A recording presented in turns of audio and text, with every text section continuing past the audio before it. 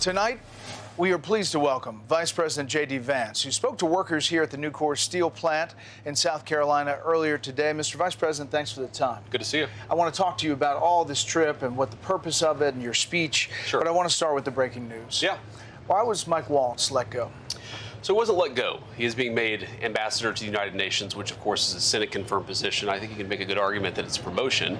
But we brought Mike on to do some serious reforms of the National Security Council. He has done that. I like Mike. I think he's a great guy. He's got the trust of both me and the president. But we also thought that he'd make a better UN ambassador as we get beyond this stage of the reforms that we've made to the National Security Council. You saw the president announce that Marco Rubio is going to step in as interim leader of the National Security Council. So I think the media wants to frame this as a firing. Donald Trump has fired a lot of people. He doesn't give them Senate-confirmed appointments afterwards. What he thinks is that Mike Waltz is going to better serve the administration, most importantly, the American people in that role, and I happen to agree with him. But was it a direct result of the Signal chat? I mean, you were on that chat, and we saw the fallout from it. Is this a result of that? No, it's not, Brett. I mean, look, what we came into the administration, and of course the president in his first term had some serious issues with the National Security Council. He said, Mike, you need to go in here, fire, frankly, a lot of people who aren't loyal to my agenda, who we think aren't even loyal to the American people, bring in the right collection of people to actually make the National Security Council function. And Mike has done that. And now it's time for Mike to do something else because he's done the job that I think he was asked to do. If the president wanted to fire him over the Signal thing, which, by the way, was a total nothing burger of a story, he would have just done it. But he actually decided it's better for Mike to be in this new role. He's given Mike the new role. That's it. So what is the message to allies around the world? I mean, is Pete Hegseth safe as Defense Secretary? Are there other changes coming? Well, again, I think certainly yes, Pete Hegseth is safe, and I think our cabinet secretaries, you saw yesterday the president, they're all doing a great job. On Pete in particular, I think the thing that is most underappreciated about Pete Hegseth and the great job that he's doing is we came in with the military with a serious morale problem. Recruitment and retention goals in most of the major services were way off. Pete has brought a certain esprit de corps. I think the leadership style has inspired a lot of people to join the military. We're now exceeding our recruitment goals. So yes, we've got total faith in Pete, but even the question, Brett, I think betrays a certain misunderstanding of what the goal here is. Mike Waltz is being moved from one administration job into a separate administration job where he has Senate confirmation. That's not, I think, what it's being framed as. That's the president deciding a guy who's a very good guy in Mike Waltz could do a better job at a different role. And he's going to fight for him in the Senate. Of course. Yeah. Yeah, we fight for all of our nominees. Yeah, I think we actually got all of our nominees through. You did. You recorded your skepticism about launching a military operation against the Houthis on that Signal chat. You were kind of overruled, if you will, about those concerns from the Defense Secretary and the National Security Advisor. And that open-ended bombing has entered its 48th day, 48 straight days of U.S. bombing. What does that say? Is the U.S. prepared to strike Iran based on what we're seeing with the Houthis? Let me say a couple things, Brett. First of all, if you go back to when those messages were leaked, what we were doing is having a private strategic conversation about how to message this to the American people. It's always important to explain what you're actually doing, how to ensure that some of the, frankly, our allied countries that are underspending on their own defense are actually carrying some of the burden. That was a concern that I raised about this particular operation. But I wasn't overruled. What happened is the president. I'm sorry, no, it's fine. But the president. They expressed concerns that they Yes. won the day as far as the policy. No, I think the president had made his desires clear, and our job is to implement it. And of course, part of implementing it is you talk about how best to do that, about when to actually launch a strike and so forth. And that's what the Signal chat revealed. And frankly, I thought it reflected well on me. I'm obviously biased about myself, but about Mike Waltz and Pete Hegseth, that we were deliberating how to implement the president's agenda. I think that's what a good national security team should do.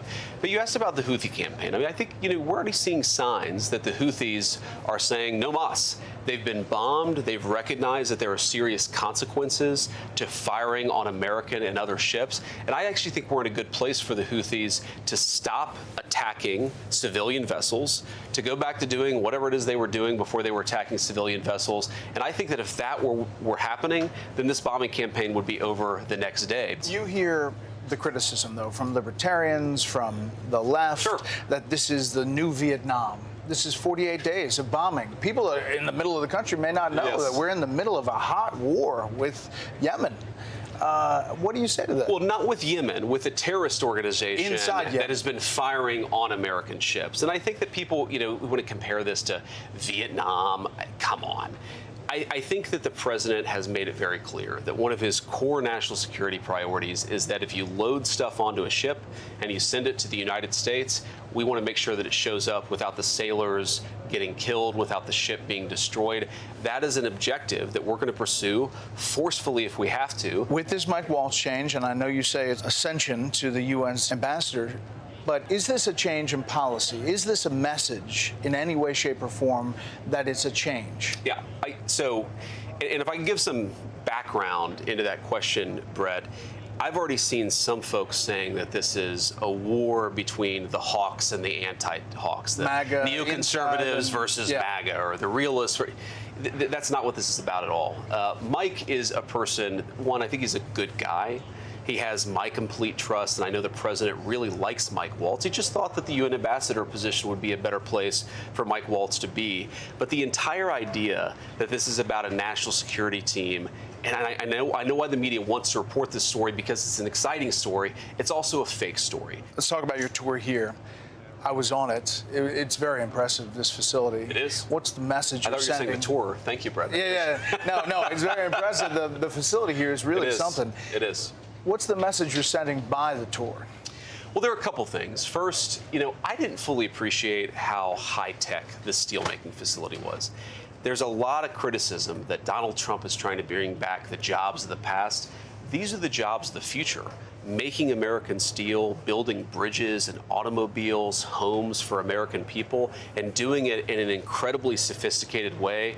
I just wanted to get a tour of one of the most high-tech steelmaking facilities of the world.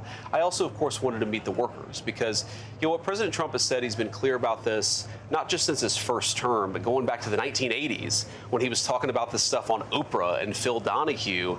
The president thinks that we have to make more of our own stuff. The economy shrank. First time in 3 years. People are pointing to the tariff policy. There are people looking at their 401ks that are worried. What do you tell them? Is this going to work?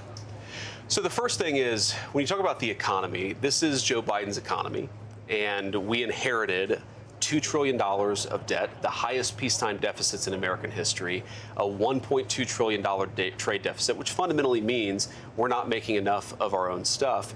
And the president came in and he said, this is not always going to be easy. It would have been very easy for Donald Trump to do what administrations past have done, which is borrow a lot of money and continue fueling the national debt. He said, no, we need a reset. We need American workers to have better jobs. We need to protect the jobs that they have right now. And we need to be more self-reliant as an economy, which, by the way, will drive down those skyrocketing levels of debt that we've seen. That is what he promised he was going to do. And he came in, and we've started that process. Now, you're right, Brett. It doesn't happen overnight. This isn't always going to be easy. But if you think about what he's doing, he's saying for 40 years, with the exception of his first term, you had American leadership who were fundamentally offshoring America's wealth and prosperity to foreign companies. He's saying we're going to reshore America's wealth and make this the golden century for our country. You traveled to India. Is that the first deal that's coming through? I don't know if it'll be the first deal. I think it'll be among the first deals for sure. Pretty soon. The president, look, we've got negotiations with Japan, with Korea. We've got negotiations going on with some folks in Europe, and obviously we've got a good negotiation going on in India. What the president has said is we just want to rebalance trade. So some of the conversations I've had in India, for example, I think most Americans may not know, may not appreciate this. We have great agricultural products. Our farmers are making great things. But the Indian market is effectively closed off to American farmers. So what that means is that makes American farmers and American consumers more reliant on foreign competitors to grow the food that we eat. What our India deal will do fundamentally, I think, is open up India to American technology. It'll open up India to American farmers. It'll create more good American jobs. And it's the kind of trade deal that Donald Trump loves. He's not anti-trade. He's anti-unfair trade. He's anti the kind of trade where foreign competitors take advantage of us. The Indians, let's be honest, They've taken advantage of us for a very long time. Modi, the prime minister, is a tough negotiator, but we're going to rebalance that relationship, and that's why the president's doing what he's doing. You worried about India and Pakistan? Well, sure. I'm worried about any time you see a hotspot breaking out, especially between two nuclear powers. We've obviously been in close contact with our friends in India and Pakistan. Our hope here is that India responds to this terrorist attack in a way that doesn't lead to a broader regional conflict. And we hope, frankly, that Pakistan, to the extent that they're responsible, cooperates with India to make sure that the terrorists, sometimes operating in their territory, are hunted down and dealt with. That's how we hope this unfolds. We're obviously in close contact. We'll see what happens. The president was in the Vatican, had this iconic image talking to Volodymyr Zelensky in those two chairs and huddled down. A much different scene than when he was last in the White House, as you well know. Where do you see that? Is that going to come to fruition? Well, I think, first of all, we have to give the president some credit here because there was a really big breakthrough and hasn't gotten that much coverage. But for 3 years, these sides have fought, and each of them has said, no peace, we're going to fight until the other guy is basically knocked out. What we've seen now in the last couple of weeks is each side has put down, this is our peace proposal. The Ukrainians did it, the Russians did it, and now I think the question is to see whether we can actually find some middle ground here for these guys to bring this conflict to a close. I really don't believe that any person, of the 8 billion people in the world, I don't think anybody could have gotten this deal done other than Donald J. Trump. When I say this deal, I mean getting these guys to actually propose a peace settlement, but it's going to be up to the Russians and the Ukrainians. Now that each side knows what the other's terms for peace are, it's going to be up to them to come to an agreement and stop this brutal, brutal conflict. It's not going anywhere, Brett. It's not going to end anytime soon. And I think for the Ukrainians, yes, of course, they're angry that they were invaded, but are we going to continue to lose thousands and thousands of soldiers over a few miles of territory this or that way? I hope both of them come to their senses. And if they do, it will be because Donald J. Trump, I think, brokered one of the great peace deals of the 21st century. I mean, you got the minerals deal. You got that signed. So you're optimistic. Can I say optimistic? Look, I am optimistic, but it is ultimately, it's hard to say confident because the Russians and the Ukrainians, they're the ones who have to take the final step. We got them talking. We got them offering peace proposals. We got the minerals deal done. I think we're in a place where they've got to say, we're done with the fighting. We're done with losing thousands and thousands of young people. We're done with this. But only Russia and Ukraine can make that decision. That's not something even President Trump can do for them. Mr. Vice President, stand by. Hey, Sean Hannity here. Hey, click here to subscribe to Fox News YouTube page and catch our hottest interviews and most compelling analysis. You will not get it anywhere else.